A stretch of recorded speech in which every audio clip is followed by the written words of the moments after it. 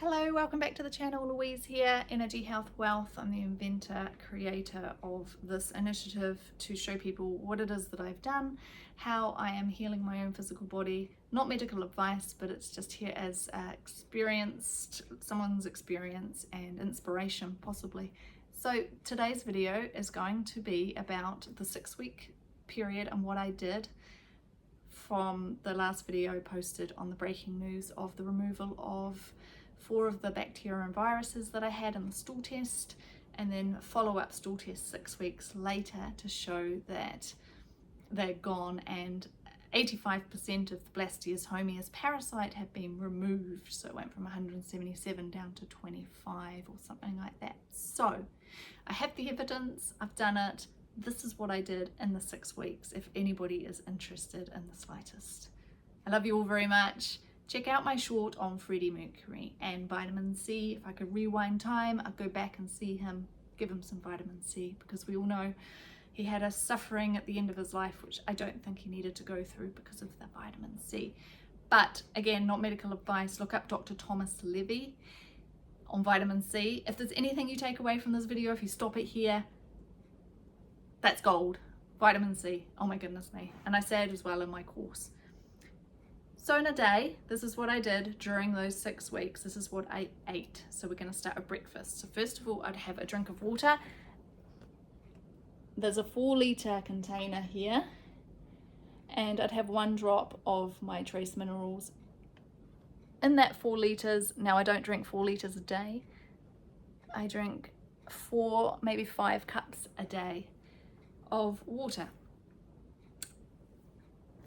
3 poached eggs with a caper, just 1 caper. That brings out, the quercetin brings out the zinc from the eggs. Then I would have 2 pieces of my, can't see it very well, chocolate bread. Now that is made with coconut flour, brown rice flour. So 2 cups of coconut flour, 1 cup of brown rice flour, let's start that again because I'm not videoing this for the 5th time.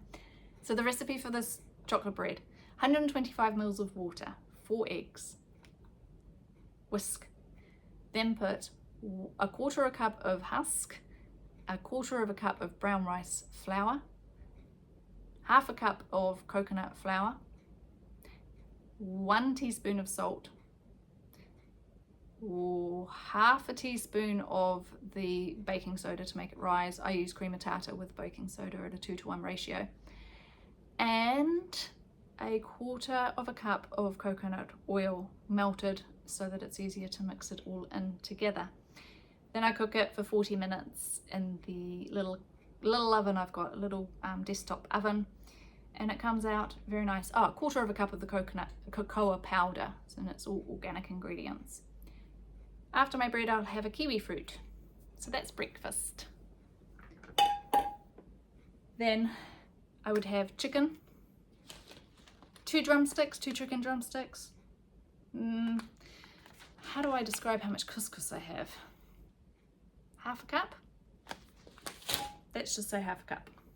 1/2 a swede, steamed, with 3 or 4 slices of brown orange kumara. I was having carrot for silica, so I was starting to have a little bit, and then I worked my way up to having a whole one over that 6-week period. For me, very sensitive, so it became quite a lot. And on top of oats, which have got silica in them, really good for mineral absorption, but also for the elimination of things from the body. I had bowel movements as if I'd had colon therapy.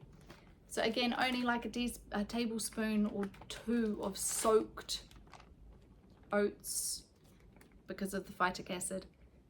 And salt, you have to have salt on your meals, because again, not medical advice, but I found that I got angry-ish and I got a little bit depressed-ish.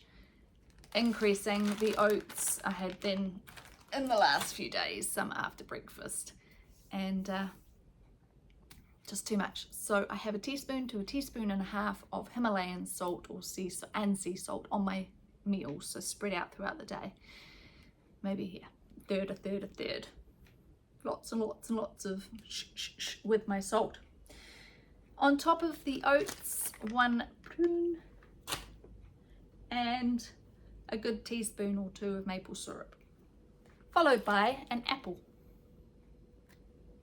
I hope you got your notebook down, because I'm not going to be putting this all on the screen, because I'm just going to post this video as it is. Dinner, chicken, couscous, swede with a little bit of beetroot, 1 slice of beetroot, and I was having a little bit of rhubarb. And towards the end, when I had the experiences, if I was at a colon place, I was having the rhubarb daily. Just a little bit, like just a teaspoon, just a tiny bit, but I am ultra sensitive because I've done a lot of work. It's in my book, Abundant Healing. The things that I did apart from the food: red light, torch. So what prompted me, it wasn't anything to do with me trying to do a stool test again in 6 weeks' time. I actually had no plans of getting another stool test done. I did the stool test just to follow up from my stool test 4 years ago, just to see where I was at. It hadn't really changed too much in the 4 years of me doing my healing. So that's a key point. It hadn't changed much in the 4 years of me trying. I've tried Eric Becker's protocol for a couple of weeks with the clove and the walnuts and all in his little capsules. I've tried birch tar. Yeah, okay, that was for H. pylori. I have no H. pylori. I don't think I even had H. pylori. I've tried lots, herbs, all kinds of things to try and sort myself out, but that Blastius hominis parasite, it doubled in that 4 years. So when I got the stool test result back, I was like, okay, let it be, whatever. And then I got a wart. And so I knew red light therapy was really good for removals of warts, and so I did 10 minutes on the wart 3 times a day for 10 days. So the red light on my wart 3 times a day for 10 minutes for 10 days. After day 6, I had seen a video on red light therapy that was where it was really good for the microbiome. So I thought, oh, I know what I'll do. I'll put the red light on my stomach here for about, so I did that for 5 minutes. And then I put it on my liver for 5 minutes for 4 of the 10 days where I used the red light torch. Okay, so I'm just going to go on as well to say what I did around my microbiome area. So this is one of those kiddie floaty things. Float. Pressure, and I pushed onto my abdomen lying on the floor for 5 minutes, maybe up to 10 minutes, to stimulate blood flow, because we need the blood flow for the intelligence of the blood to get to that area to heal it.